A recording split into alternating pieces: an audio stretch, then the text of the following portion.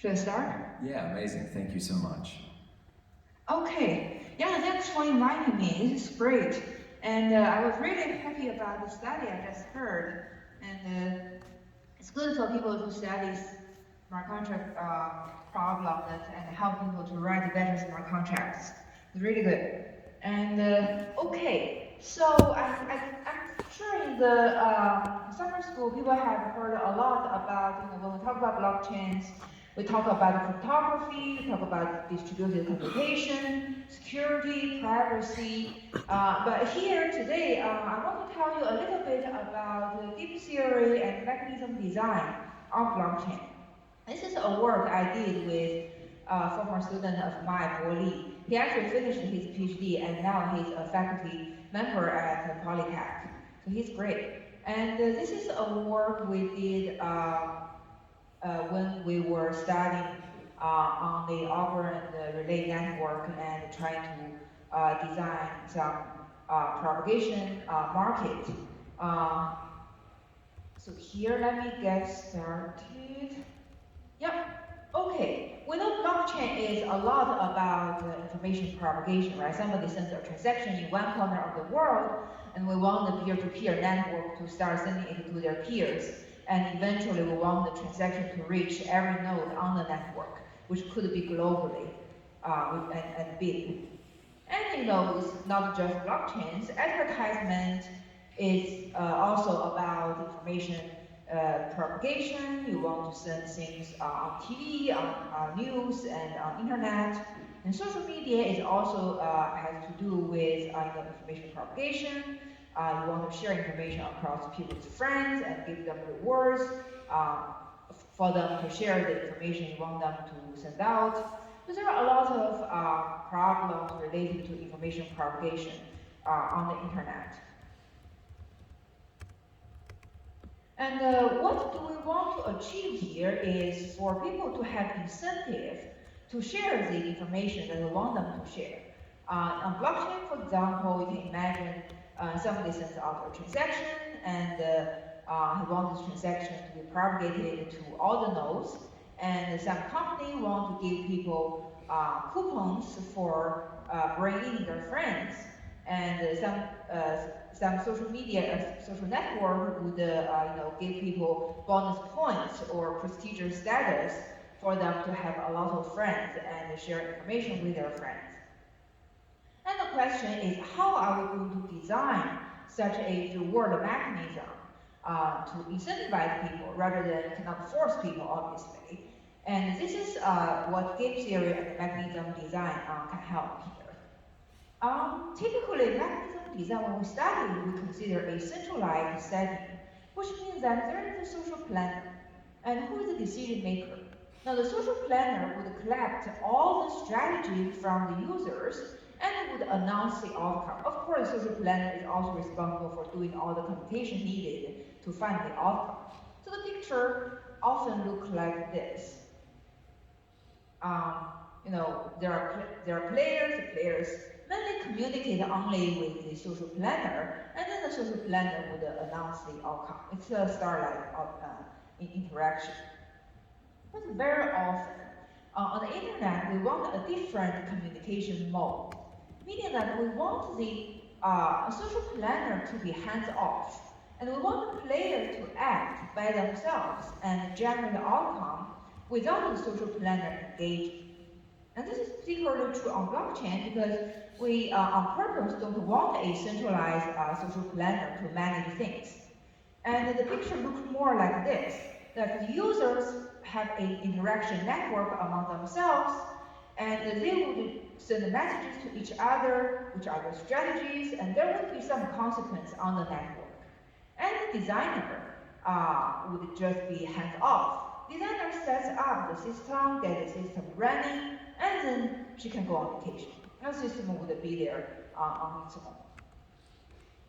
And really, if you look at on blockchain, with the propagation network, we'd like to have such an information propagation game to have all the users doing it autonomously rather than having the Algorand as a central service party sitting in the middle to facilitate the propagation game. So this is the view we are switching from a centralized setting, which is more in a classic mechanism regime, to a more distributed setting, which is on the blockchain. And so next we're going to dive a little bit into the technical details. I'm going to show you, give you a little bit of how to define a propagation game. Who are the players? What are the strategies? And what are the outputs?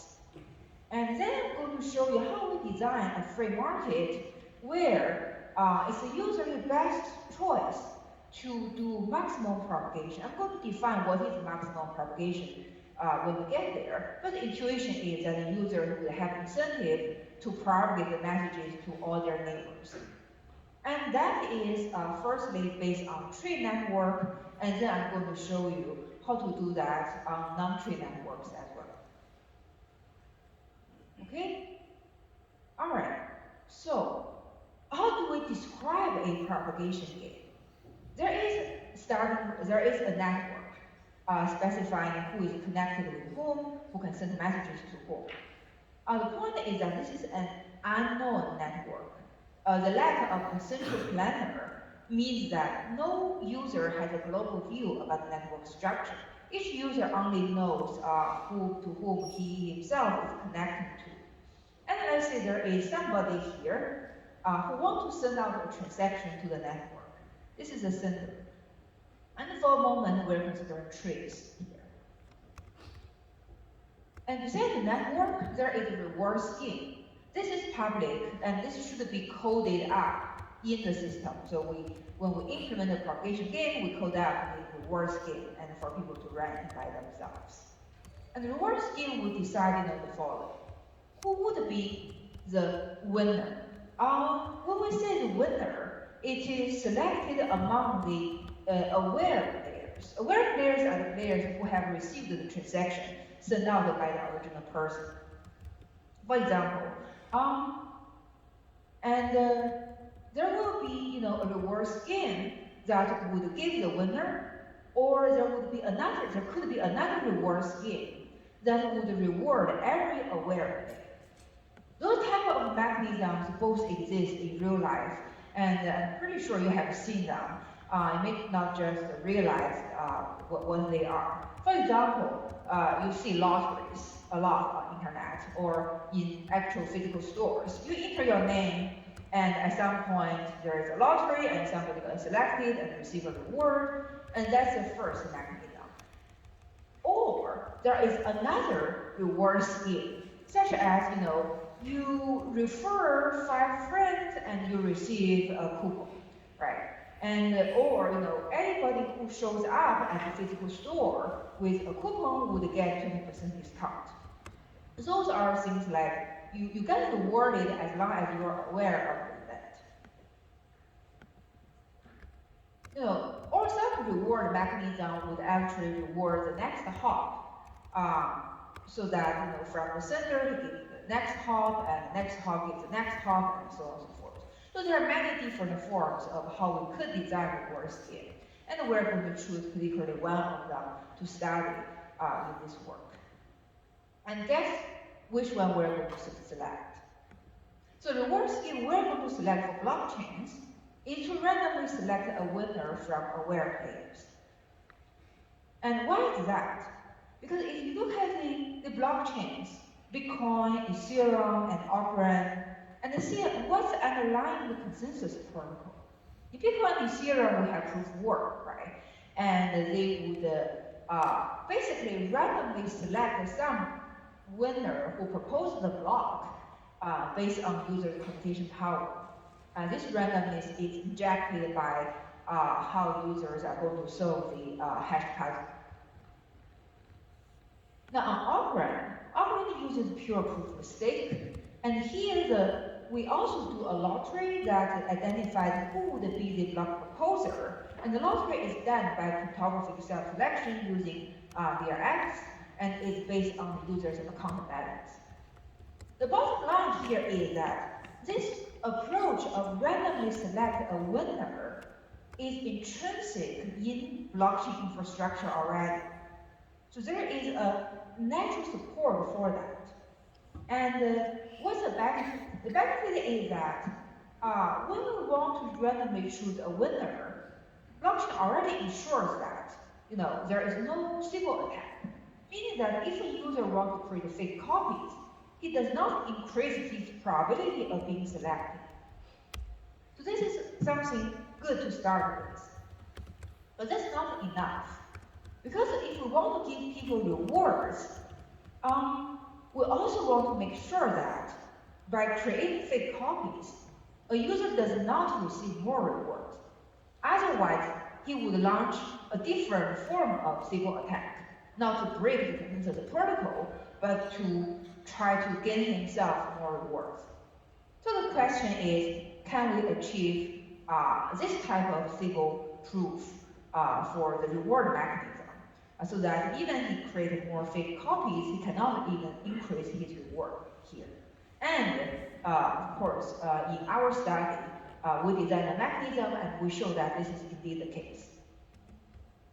Okay, so I have told you how to select a winner, but the tricky thing here is that we do not just want to reward the winner.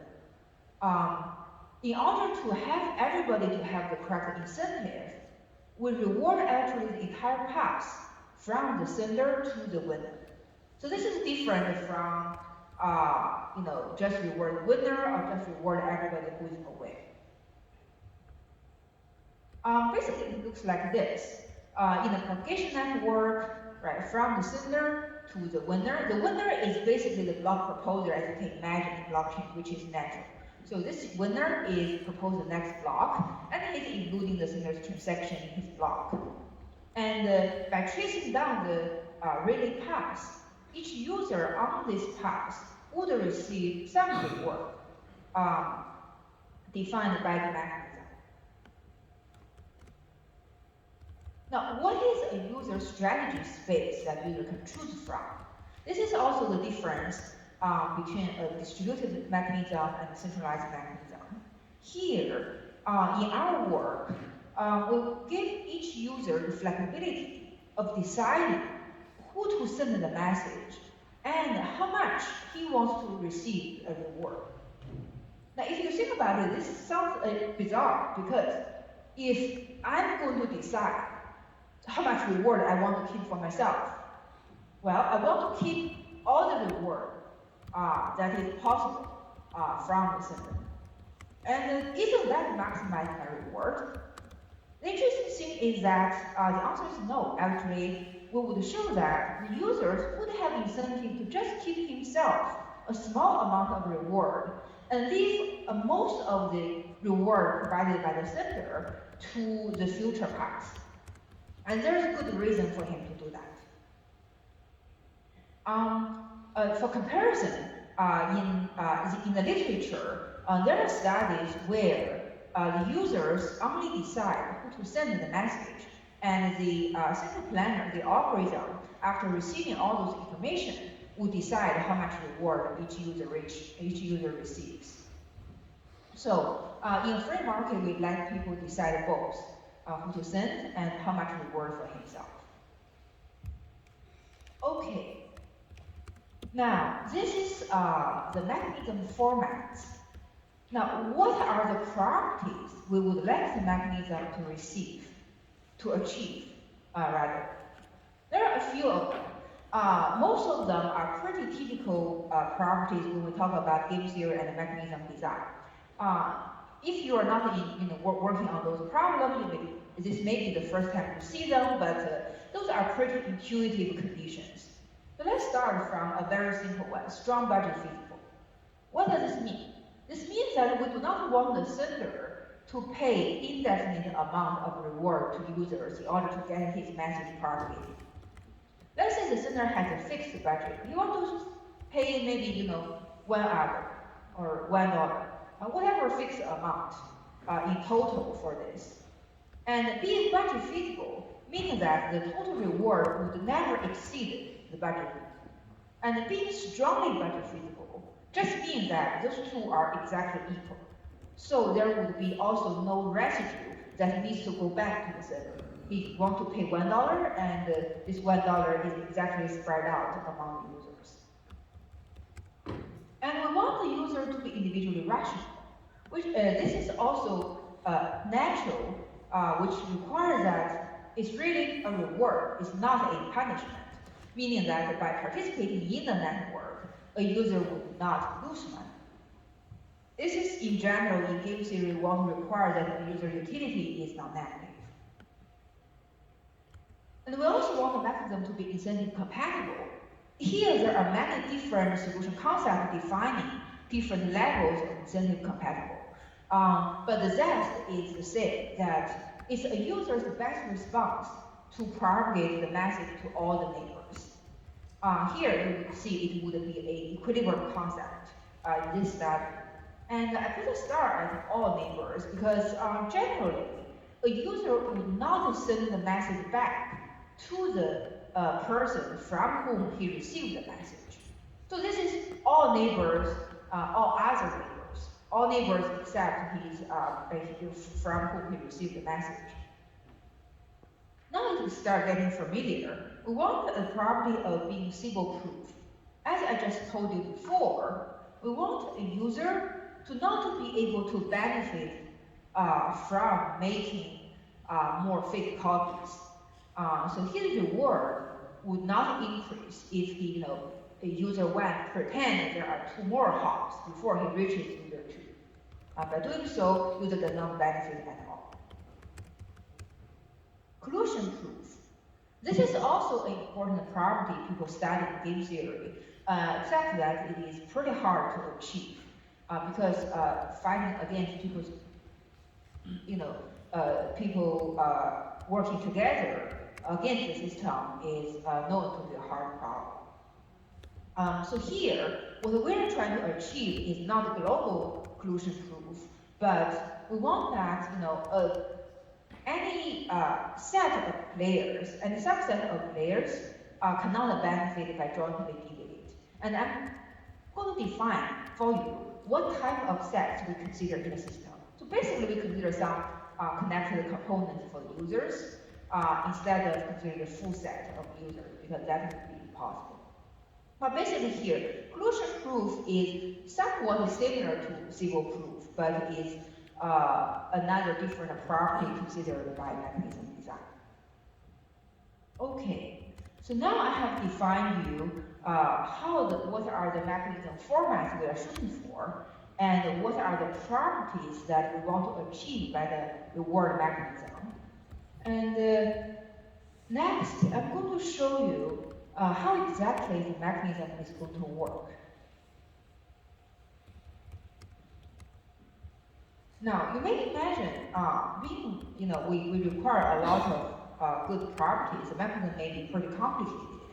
But actually, the mechanism is surprisingly simple. It's really the analysis to show it works that is pretty complicated. Let's say the seller had a budget to begin with. Set the budget to be 1 without loss of generality.